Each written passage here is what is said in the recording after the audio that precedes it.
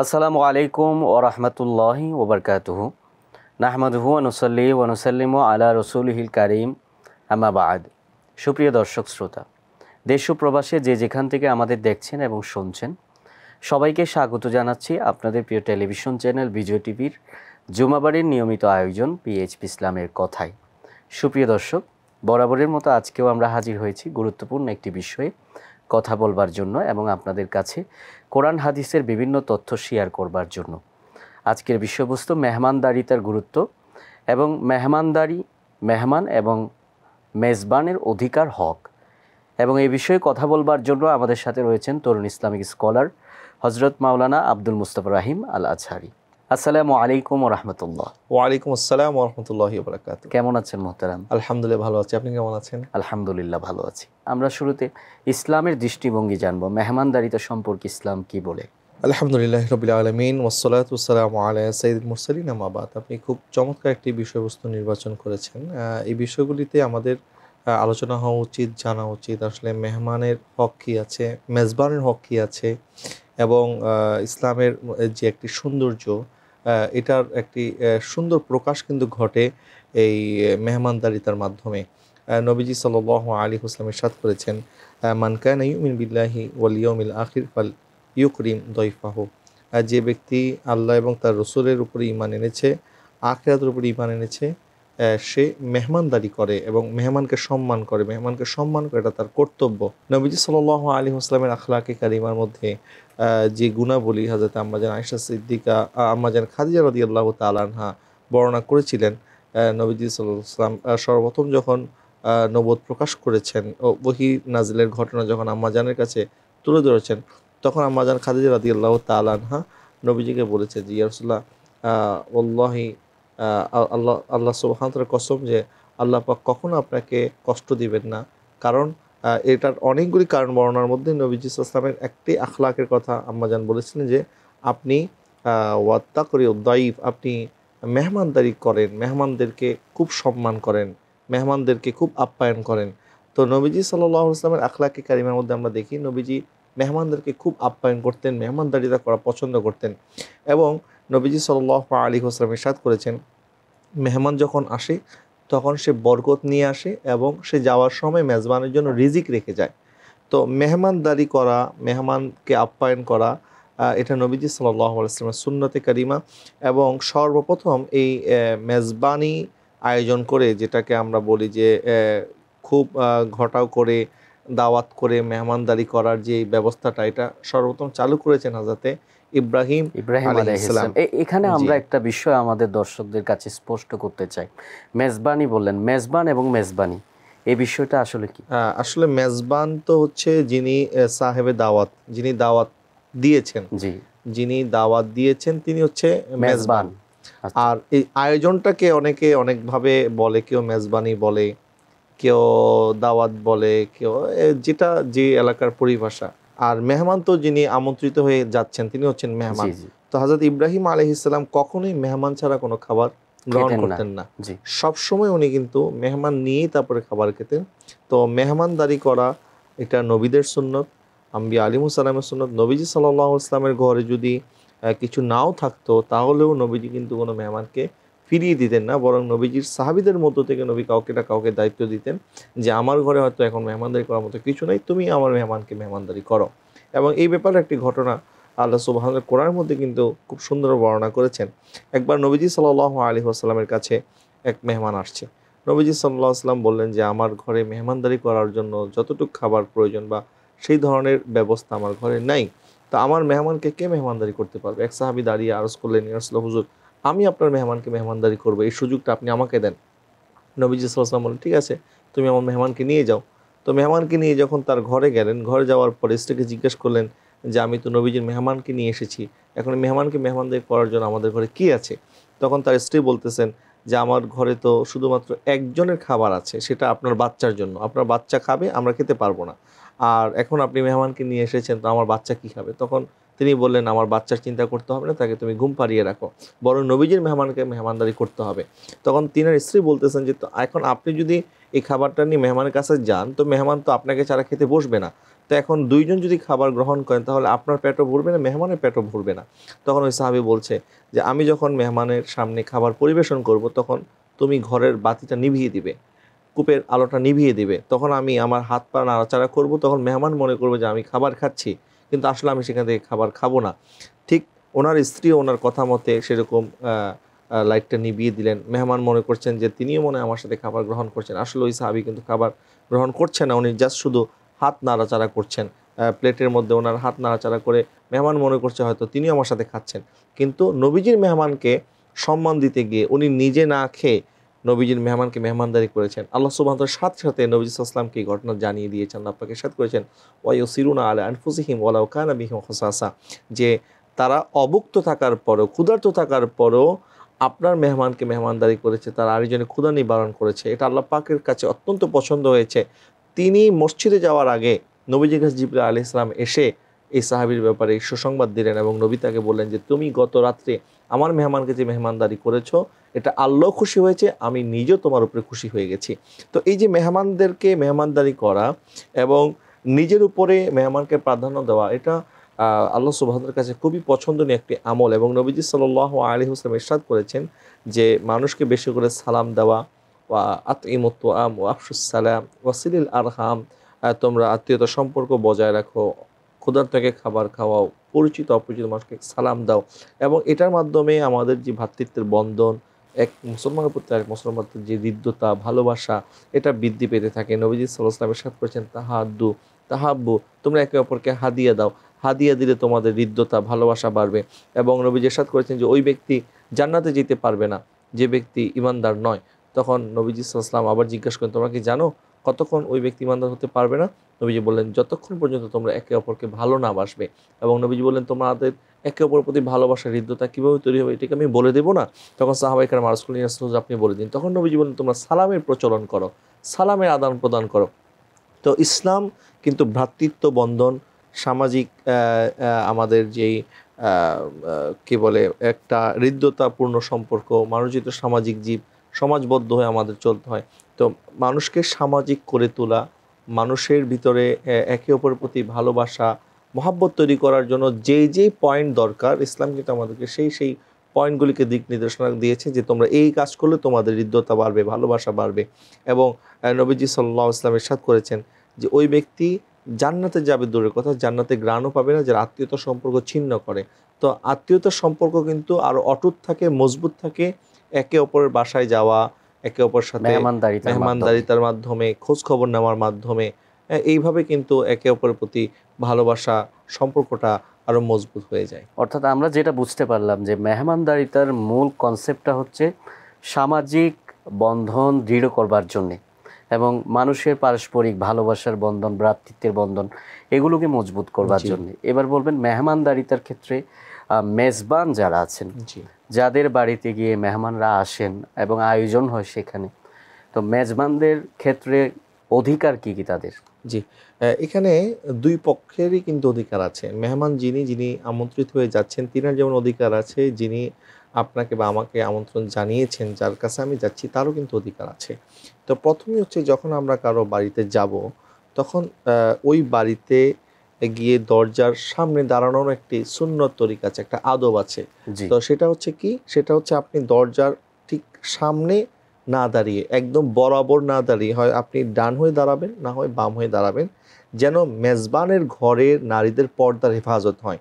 অনেক সময় হয় যে আমরা একজনের বাড়িতে গেলাম, দরজার সামনে দাঁড়িয়েছি, হঠাৎ করে দরজা যখন খুললো তখন ভিতরে হয়তো কোনো নারী আছে গায়রে মাহরেম, তাদের প্রতি আমাদের দৃষ্টি পড়ে যেতে পারে। এবং এই ব্যাপারে হযরত লোকমান আলাইহিস সালাম বলেছেন যে আমি আম্বিয়া আলাইহিমুস সালামদের সাথে অসংখ্য সফরে ছিলাম, অসংখ্য নসিহত আমি ওনাদের কাছ থেকে লিপিবদ্ধ করেছি। এর মধ্যে আমি 100টা নসিহত লিপিবদ্ধ করেছি। 100টার মধ্যে আমি 8টা নসিহতকে বাছাই করেছি এবং 8টা নসিহতের মধ্যে 1 নম্বর নসিহত আমি যেটা রেখেছি সেটা হচ্ছে আম্বিয়া আলাইহিমুস সালামগণ আমাকে নসিহত করেছেন যখন কারো বাসায় তুমি মেহমান হবে তখন ওই ঘরের নারীরা যেন তোমার দৃষ্টির সীমার বাইরে থাকে, কোনোভাবে যেন তোমার দৃষ্টি ওই ঘরের ভিতরে প্রবেশ না করে। অর্থাৎ ওই ঘরে একজন মা বোন আছেন, তাদেরও একটা পর্দার ব্যাপার আছে, তারা হয়তো হাঁটাচলা করতেছেন, সেই দিকে আমাদের দৃষ্টি যেন না যায়।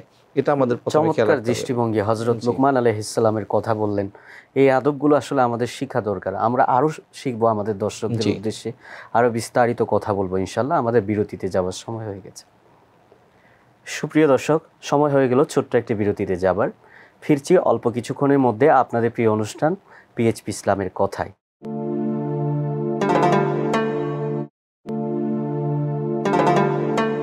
ফিরে এলাম বিরতির পর। সবাইকে আবারও স্বাগত জানাচ্ছি আপনাদের প্রিয় টেলিভিশন চ্যানেল বিজয় টিভির জুমাবারের নিয়মিত আয়োজন পিএইচপি ইসলামের কথায়। সুপ্রিয় দর্শক, বিরতির আগে আমরা আলোচনা শুনছিলাম মেহমানদারিতা এবং মেজবানির হক সম্পর্কে, এবং মেহমানদারিতার ধর্মীয় যে দৃষ্টিভঙ্গি সে ব্যাপারে চমৎকার করে আলোচনা করছিলেন মোহতারাম শাইখ মাওলানা আব্দুল মুস্তাফা রহিম আল আজহারি।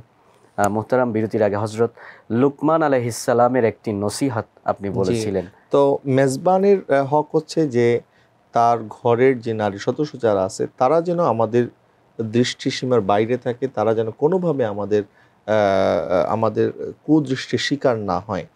আমাদের সমাজে আমরা দেখি অনেকে আছে যে হুট করে রুমে ঢুকে যায়, হুট করে দেখা যায় কিচেনে ঢুকে গেল, অথবা বলল যে আমি তো ঘরের ছেলের মতোই।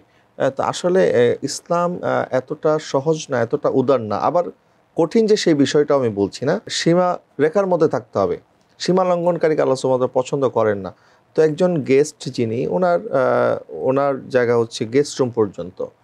অন্দর মহলে যাওয়ার তো পারমিশন নাই তার, যেহেতু সেখানে গায়রে মাহরেম তারা আছে। যদি পর্দার ব্যবস্থা থাকে এবং সেটা যদি মেজবানের উপস্থিতিতে তিনি ব্যবস্থা করেন যে হ্যাঁ ঠিক আছে, আমার ঘরের মা বোনরা রুমের একটা পাশে আছে, রুম ছোট, এখানে জায়গা হচ্ছে না, এখানেই মেহমানদেরকে বসতে দিতে হবে, সেটা যদি পর্দার হেফাজতের মাধ্যমে মেজবান আয়োজন করে সেটা হচ্ছে ভিন্ন কথা। 2 নম্বর বিষয় হচ্ছে মেহমান অপেক্ষা করতে হবে মেজবান ওনাকে কোথায় বসার জন্য বলে। হ্যাঁ, হুট করে আমরা গিয়েই এক জায়গায় বসে পড়বো, বিষয়টা সেরকম যেন না হয়। দেখা যাচ্ছে যে সোফা দেখতে তো ভালোই মনে হচ্ছে, উনি সোফার মধ্যে গিয়ে বসে পড়লো, আসলে সোফার নিচের হয়তো আপনার কাঠ ভাঙা থাকতে পারে। হ্যাঁ, উনি বসে গেলে হয়তো মেহমান এটা লজ্জা পাবেন যে যদি মেহমানের কোনো ক্ষতি হয়, মেজবান যিনি আছেন তিনি একটু অন্য ইতস্ততা ফিল করতে পারেন যে আমার ঘরে মেহমান এসে উনি ক্ষতিগ্রস্ত হলেন বা আঘাত পেয়ে গেলেন। এই জন্য মেজবান যতক্ষণ পর্যন্ত বসতে না বলে ততক্ষণ পর্যন্ত অপেক্ষা করা উচিত, এবং মেজবানের প্রয়োজনে অনুমতি চাওয়া যায়। হ্যাঁ, অনুমতি চেয়ে উনি বসবেন, অথবা মেজবান যেখানে বসার জন্য ওনাকে বলবে ঠিক ওই জায়গাটাই বসাটা হচ্ছে আদব। আর এক্ষেত্রে মেহমানদারি করার ব্যাপারেও মেজবানদেরকে সচেতন থাকতে হবে। যেমন এখানে মেহমান যখন ঘরে আসবে তখন তাদেরকে আপ্যায়ন করা, দ্রুত তাদের সামনে খাবার পরিবেশন করা, এটা কিন্তু মেহমানের হক। এবং খাবার পরিবেশন করার সময়ও আমরা অনেক সময় দেখি যে মেহমানদেরকে অনেক জোর করা হয় যে আপনি এটা খান, এটা খান, তখন এটা তাদের জন্য আবার কষ্টের কারণ হয়ে যায়। এটাও মাথায় রাখতে হবে যে মেহমান কতটুকু খাবার গ্রহণ করতে পারছেন, কতটুকু উনি স্বাচ্ছন্দ্য ফিল করছেন। হয়তো হতে পারে আপনি যে বিষয়টা তাকে বারবার জোর করতেছেন এটা ওনার রুচিতে নাই, বা উনি এটা পছন্দ করছেন না। এই বিষয়গুলি খেয়াল রাখতে হবে, এবং মেহমানদেরকে খুব আপ্যায়ন করা, তাদের খবর নেওয়া। এমন না যে আমি টেবিলে খাবার রেখে চলে গেলাম, এখন আপনারা আপনাদের মতো করে খান, এটা না। বরং সেখানে দাঁড়িয়ে থেকে নিজের হাতে তাদের প্লেটে খাবার তুলে দেওয়া, এটা কিন্তু মেহমানের হক। নবীজি সাল্লাল্লাহু আলাইহি ওয়াসাল্লাম মেহমানদারি করার ক্ষেত্রে কৃপণতা করতে নিষেধ করেছেন, এবং কৃপণ ব্যক্তিদেরকে আল্লাহও পছন্দ করেন না, মানুষও পছন্দ করেন না, এবং তারা জান্নাত থেকে দূরে। আর যারা সাখী উদার হয় তারা আল্লাহরও প্রিয়, মানুষেরও প্রিয় হয়, এবং তারা জান্নাতের কাছে থাকে। নবীজি সাল্লাল্লাহু আলাইহি ওয়াসাল্লাম এমনটাই কিন্তু বলেছেন। এবং মেহমানদারি করার ক্ষেত্রে কৃপণতা না করা, যেটার মাধ্যমে আমরা মনে করতে পারি যে মেহমান হয়তো সব আমাদের খাবার দাবার খেয়ে ফেলবে, বা আমাদের রিজিকের যেটা ঘাটতি দেখা দেবে, এরকম আমরা চিন্তা করি অনেক সময়। তো মেহমানদের, যারা মেহমান তাদের তো কিছু করণীয় আছে খাবারের ক্ষেত্রে, পর্যাপ্ত অবশ্যই সেটা ক্ষেত্রে আদব আছে। যে ধরেন মেহমানদের সামনে যে খাবার পরিবেশন করা হচ্ছে, যদি সেখানে ডিশ শেষ হয়ে যায়, মেজবান যতক্ষণ পর্যন্ত নতুন ডিশ না আনবে ততক্ষণ পর্যন্ত মেহমান নিজে থেকে বলতে পারবে না যে এই ডিশটা, এই খাবারটা আবার নিয়ে আসেন। কারণ তিনি তো জানেন না যে এখানে খাবারটা আছে কি নাই, বা তিনি কতজনের জন্য আয়োজন করছেন, এটা মেজবানই ভালো জানেন, ভালো বলতে পারবেন।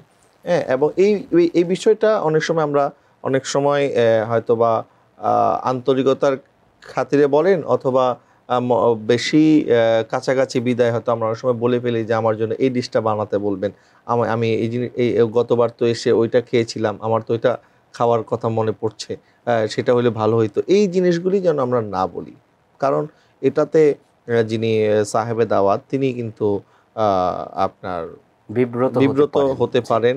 প্লাস খাবার টেবিলে বসে বা খাবারের পরে কখনোই খাবার নিয়ে সমালোচনা করা যাবে না। খাবারে লবণ বেশি হয়েছে, লবণ কম হয়েছে, এটা স্বাদ হয় নাই, খাবারের কোনো সমালোচনা করা যাবে না, এটা শক্তভাবে নিষেধ। তো এই বিষয়গুলি যদি আমরা খেয়াল রাখি তাহলে মেহমান আসলেও মেজবান বিরক্ত হবে না। আর মেহমান যদি মনে করে যে আমি তো এখন মেহমান, সুতরাং আমার ফরমাইশ যা আমি করব শুধুমাত্র আমারই অধিকার আছে, মেজবানের কোনো অধিকার নাই না, মেজবানের অধিকার আছে, এটা মাথায় রাখতে হবে। ইভেন মেজবান যদি খাবারের আইটেমে তার যতটুকু সামর্থ্য সে যতটুকু দিয়ে আপ্যায়ন করতে পারছে সে ততটুকুই করবে।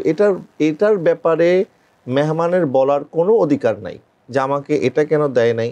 যেমন অনেক সময় আমরা দেখি যে কোথাও নতুন জামাই যদি আসে তাহলে নতুন জামাইকে মাছের মাথাটা কেন দেয় নাই, হ্যাঁ, মুরগির রানটা কেন দেয় না, এগুলি নিয়ে কিন্তু অনেক সময় অনেক জায়গার মধ্যে বাড়াবাড়ি হয়, কথাবার্তা হয়। এটা মোটেই করা যাবে না। মেয়ের জামাই হন জামাতা যিনি, তিনি তো ছেলের মতোই, তিনি তো ফরমাইশ না করে বরং শ্বশুর যিনি আছেন তার জন্য সহজ যেটা হয়, সম্পর্ক যেন আরও মধুর হয়, মিষ্টি হয়, সেই জন্য তিনি ওনাদেরকে আরও বলতে পারেন যে আমি আপনার ছেলের মতো, আমার জন্য বিশেষ কিছু করার কোনো প্রয়োজন নাই। তখন কিন্তু এটা ওনার জন্য, যিনি সাহেবে দাওয়াত, ওনারা একটু রিল্যাক্স হতে পারেন যে না ঠিক আছে, আমাদের ঘাটতি থাকলেও সেটা হয়তো তারা খুব ভালোভাবে মেনে নিচ্ছে, তখন বন্ধনটা কিন্তু আরও মজবুত হয়। কিন্তু আমরা এখানে উল্টা দেখি, প্রথমেই ছেলেপক্ষ অপেক্ষায় তাকে দেখি এখন মেয়ে পক্ষরা ঠিকমতো আপ্যায়ন করতেছে কিনা বা কোথাও কোনো ঘাটতি পাওয়া যায় কিনা, এটা নিয়ে আবার একটা ঝগড়া করা যায় কিনা, এই ধরনের একটা টেন্ডেন্সি অনেকের মধ্যে থাকে। এটা কখনই করা যাবে না, বরং এটা মেজবানের অধিকার। মেজবান উনি যতটুকু দিয়ে আপনাকে, উনি তো চেষ্টা করবেনই, কারণ আপনি ওনার ঘরের মেহমান, আপনার জন্য তিনার যতটুকু সামর্থ্য আছে তিনি সেখান থেকে চেষ্টা করবেনই। কিন্তু যখন আমরা দোষ তালাশের নিয়তে থাকবো তখন হাজারটা করলেও তখন কিন্তু আমাদের সেটা ভালো লাগবে না, নষ্ট হবে। হ্যাঁ, তখন সেটা একটা দোষ না একটা বের হবে, তো কোনো দোষ ধরা যাবে না। মেজবানের এটা অধিকার, মেজবান যতটুকু পারে আপনাকে আপ্যায়ন করবে, কিন্তু মেহমান হয়ে আপনি কখনো মেজবানের খাবারের কোনো দোষ আপনি ধরতে পারবেন না। চমৎকার কথা। আমরা আরো শুনবো মেহমান এবং মেজবানের অধিকার সম্পর্কে। একটা বিরতিতে যাচ্ছি। সুপ্রিয় দর্শক, সময় হয়ে গেল ছোট্ট একটা বিরতিতে যাবার। ফিরছি অল্প কিছুক্ষণের মধ্যে। দেখতে থাকুন আপনাদের প্রিয় চ্যানেল বিজয় টিভি।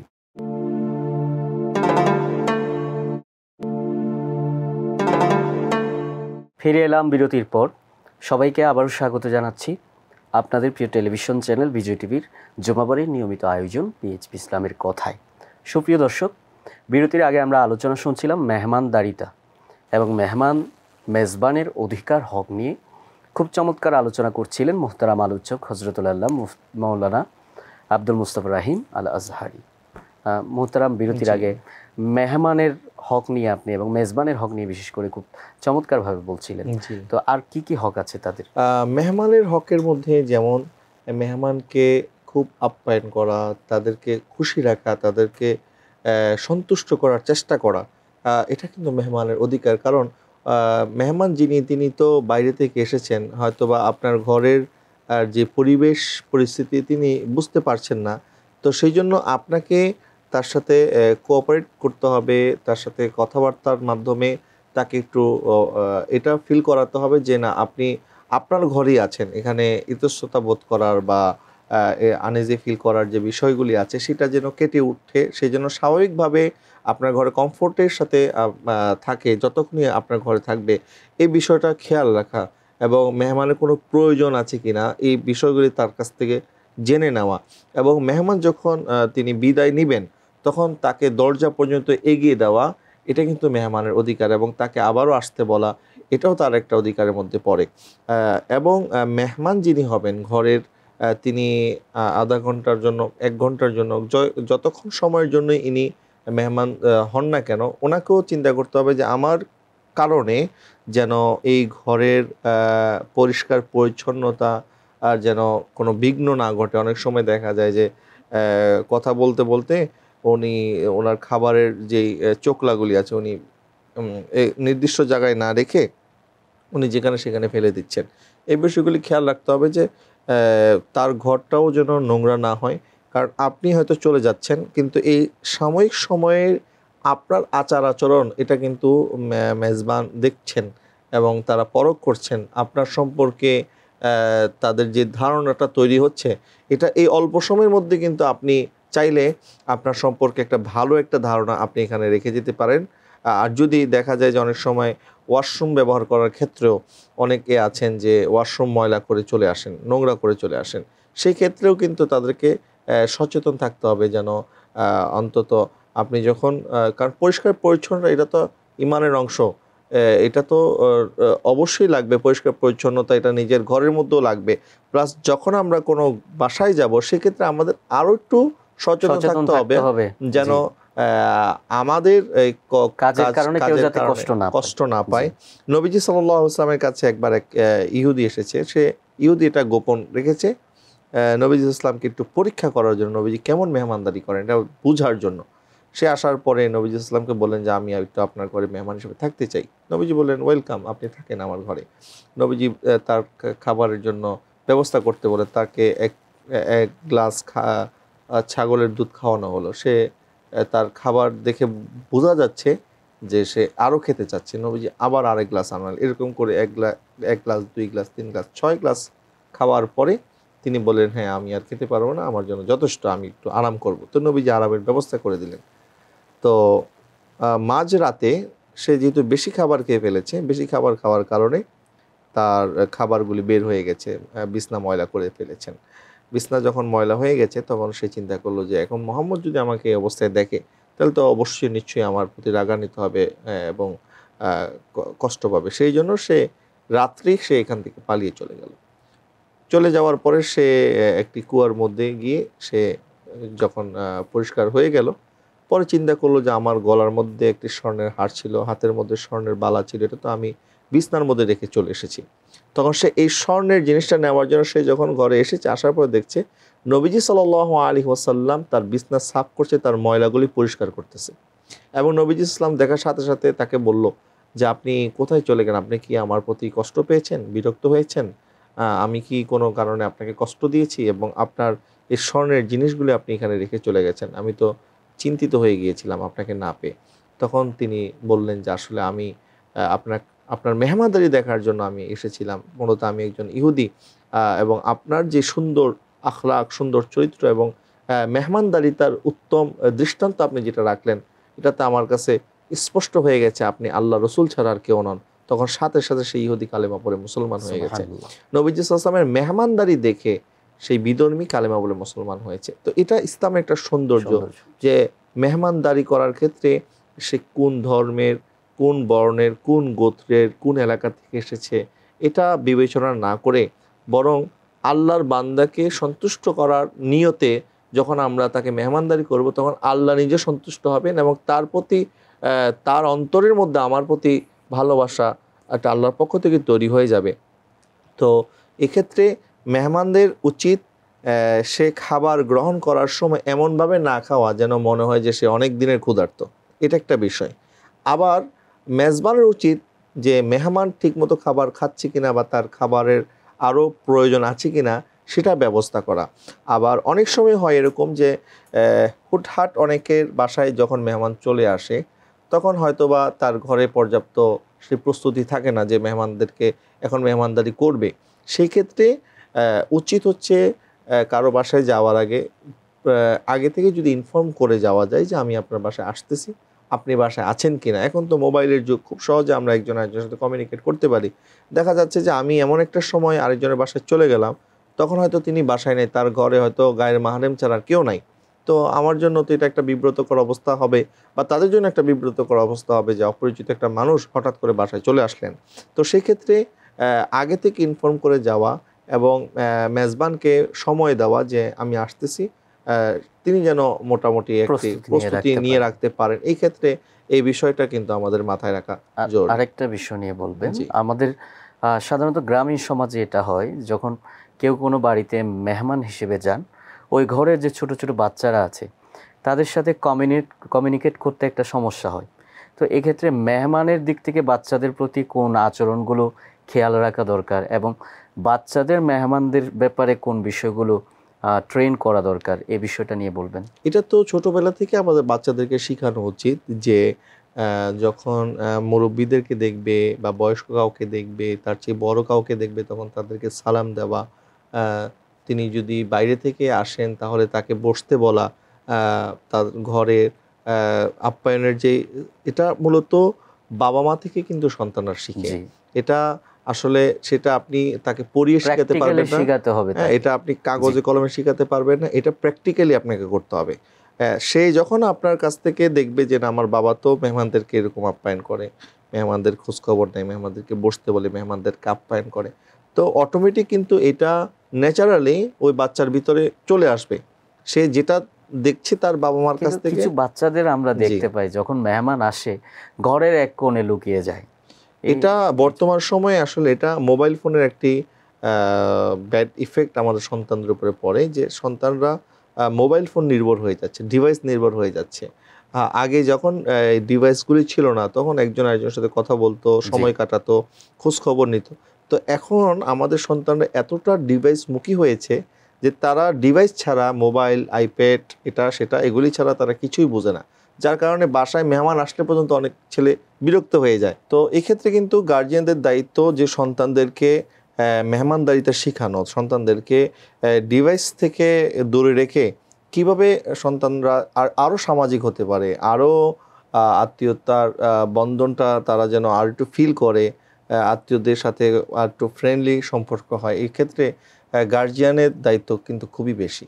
চমৎকার বলেছেন। আমরা আরও শুনবো, আমাদের একটা বিরতি যেতে হচ্ছে, বিরতির পর ফিরে এসে আমরা আরও বিস্তারিত কথা আপনার কাছ থেকে শুনবো। সুপ্রিয় দর্শক, সময় হয়ে গেল ছোট্ট একটি বিরতিতে যাবার। আপনারা দেখছেন আপনাদের প্রিয় টেলিভিশন চ্যানেল বিজয় টিভির জুমাবারের নিয়মিত আয়োজন পিএইচপি ইসলামের কথা। এখন বিরতিতে যাচ্ছি আমরা, ফিরছি অল্প কিছুক্ষণের মধ্যেই।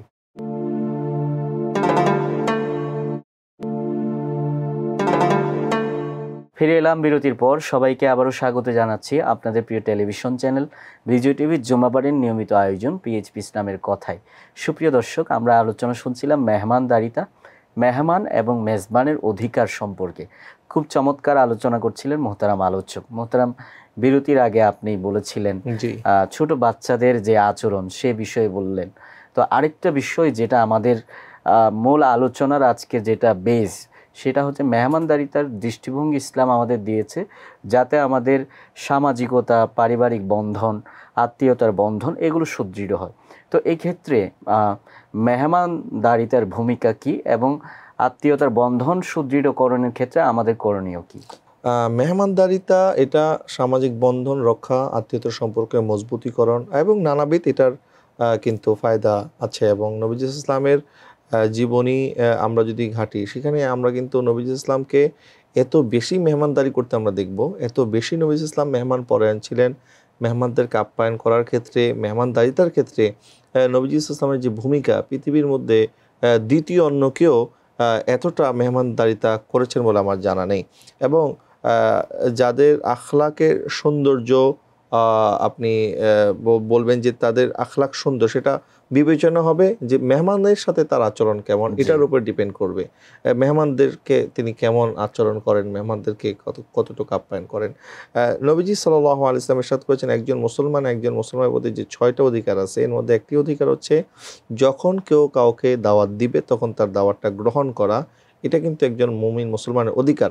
জি, এবং যখন আমরা কাউকে দাওয়াত করব, তার জন্য যেটা আমরা পছন্দ করব, নবী যেটা বলেছেন যে যে তুমি নিজের জন্য যেটা পছন্দ করো, আরেকজনের জন্য যখন তুমি সেটা পছন্দ করবে, তাহলে তুমি মুসলমান হতে পারবে। জি, হ্যাঁ, তো এই যে ইসলামের মধ্যে এই যে সৌন্দর্য, নিজের উপরে আরেকজনকে প্রাধান্য দেওয়া, যেটা আমি কোরআন আয়াত থেকে আমি বলেছিলাম, ওয়ায়ুসিরুনা আলা আনফুসিহিম ওয়ালাউ কানা বিহিম খাসাসা, যে নিজেরা অভাবী হওয়ার পরেও আরেকজনের মুখে খাবার তুলে দেওয়া, তাদেরকে সেই কষ্ট বুঝতে না দেওয়া, নিজের উপর আরেকজনকে প্রাধান্য যেটাকে প্রাধান্য দেওয়া, জি। ইসার বলা হয়। আল্লাহ সুবহানাহু ওয়া তাআলা ইরশাদ করেছেন, লান তানালুল বিররা হাত্তা তুনফিকু মিম্মা তুহিব্বুন। তুমি যেটা দান করছো ওই দানটা তোমার পছন্দনীয় দান হতে হবে। আন ইউহিব্বা হ্যাঁ, লিআখিহি মা জি, ইউহিব্বু লিনাফসিহি। লিনাফসিহি, যে তুমি নিজের জন্য যেটা পছন্দ করো তোমার মুসলমান ভাইয়ের জন্য সেটা পছন্দ করো।